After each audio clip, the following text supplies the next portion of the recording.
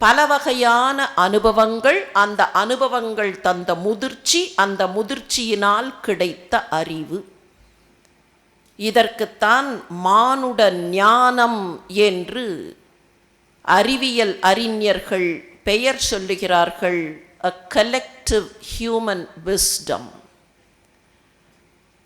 நம்முடைய காப்பியங்கள் இந்த கலெக்டிவ் ஹியூமன் விஸ்டத்தை தான் நமக்கு தருகின்றன. என்றைக்கோ நடந்த ஒரு கதை அல்ல.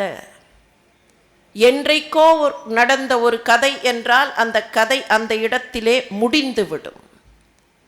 அந்த கதையினுடைய இன்றைய பொருத்தம் வராது.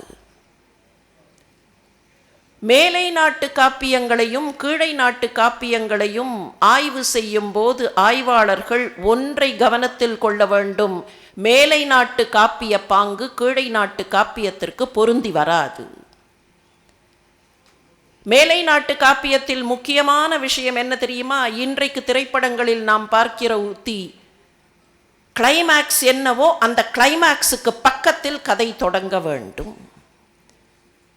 இன்றைக்கு அப்படித்தானே? What was there in the climax, suspense, thrill என்று சொல்கிறோமே, இதுதான் மேலை நாட்டு உத்தி. ஆனால் கீழை நாட்டு உத்தி என்ன சொல்லும்?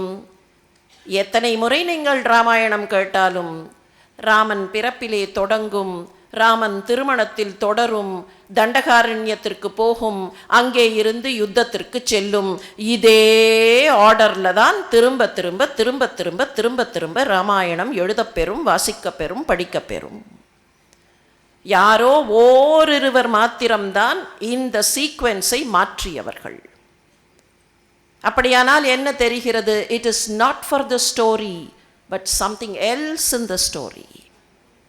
அந்த கதை மட்டும் நமக்கல்ல, அந்த கதைக்குள்ளே இருக்கிற மானுட ஞானம், அந்த மானுட ஞானத்தை நமக்கு கொடுப்பதுதான் இப்படிப்பட்ட காவியங்களின் நோக்கம்.